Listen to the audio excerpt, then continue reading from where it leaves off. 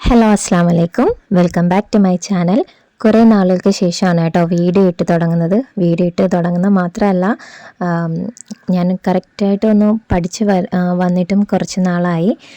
കുറച്ചു ശാരീരികമായിട്ടുള്ള ബുദ്ധിമുട്ടുകളുണ്ടായിരുന്നു.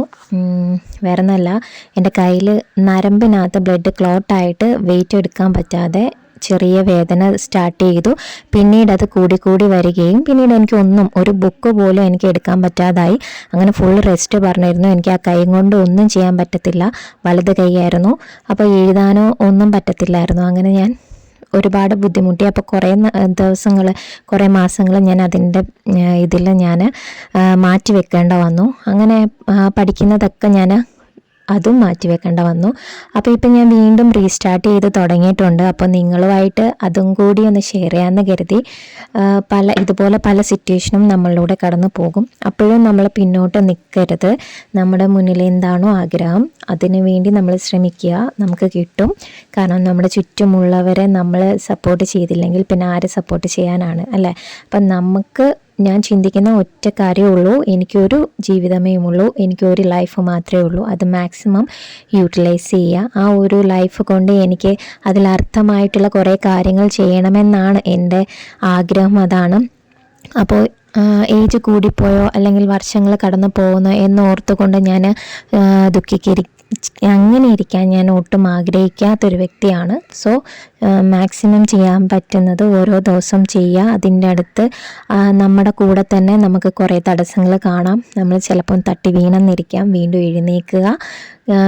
കണ്ടിട്ടില്ലേ, കൊച്ചു കുട്ടികൾ അവർ താഴെ വീഴും, അവർ നടക്കാൻ ശ്രമിക്കും, പല തവണയായിട്ട് വീഴും. അപ്പോഴെല്ലാം എന്താണ്, അവർ തനിയെ വീണ്ടും എഴുന്നേൽക്കുന്നുണ്ട്. അവർ എഴുന്നേൽക്കാതെ ഇരുന്നിരുന്നെങ്കിൽ നമ്മൾ പോലും ഇന്ന് നടക്കില്ലായിരുന്നു, അല്ലേ?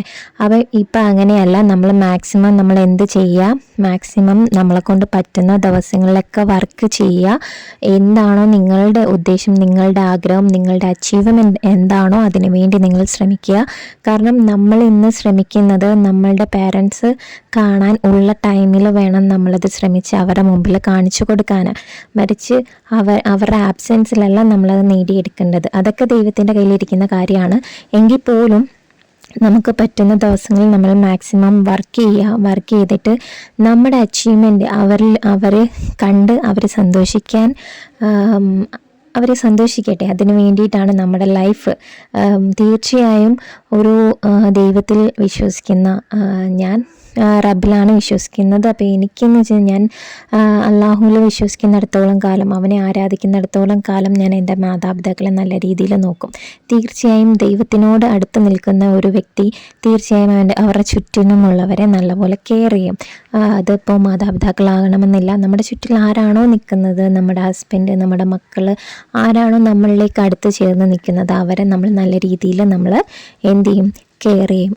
അതങ്ങനെ ചെയ്യണമെങ്കിൽ നമുക്ക് മറ്റൊരു വ്യക്തിയോട് നമുക്ക് സഹതാപം അല്ലെങ്കിൽ നമുക്കൊരു വിഷമം, നമ്മളെ കൊണ്ട് അവർക്ക് എന്തെങ്കിലും ചെയ്ത് കൊടുക്കണം എന്ന് തോന്നുന്നെങ്കിൽ അത് തീർച്ചയായും നിങ്ങൾ ദൈവത്തിനോട് അടുത്തൊരാളായതുകൊണ്ട് മാത്രമായിരിക്കും. അല്ലാത്തൊരു വ്യക്തിക്കാണ് ഒരിക്കലും അങ്ങനെ തോന്നില്ല. സോ നിങ്ങൾ എന്ത് ചെയ്യുക, നിങ്ങൾ മാക്സിമം വർക്ക് ചെയ്യുക, നിങ്ങളെ കൊണ്ട് പറ്റുന്നത് ചെയ്യുക. നിങ്ങൾക്ക് എന്താണോ ആകാൻ ആഗ്രഹമുള്ളത് അത് ചെയ്യാൻ ശ്രമിക്കുക. അപ്പോൾ ഞാൻ ഓരോ കണ്ടീഷനിലും ഞാൻ മുന്നോട്ട് വരും.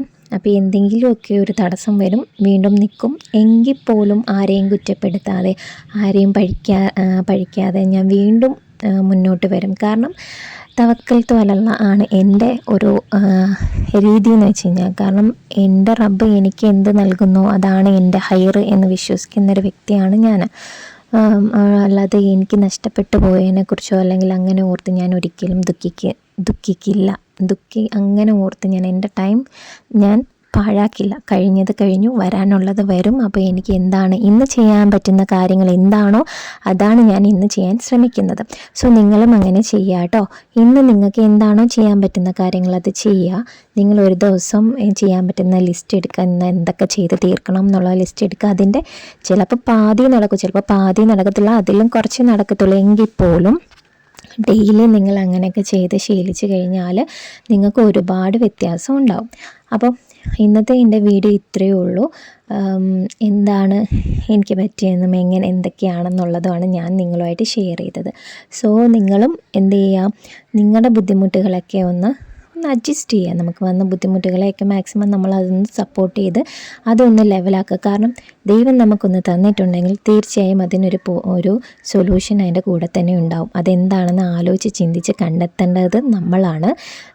നമുക്ക് ബുദ്ധിയുണ്ട്, വിവരമുണ്ട്, അല്ലേ, വിദ്യാഭ്യാസമുണ്ട്. അപ്പം നമ്മൾ എന്ത് ചെയ്യുക, വന്നതിനെക്കുറിച്ച് നെഗറ്റീവായിട്ട് ചിരിക്കാതെ നല്ല പോസിറ്റീവായിട്ട് മുന്നോട്ട് പോവുക.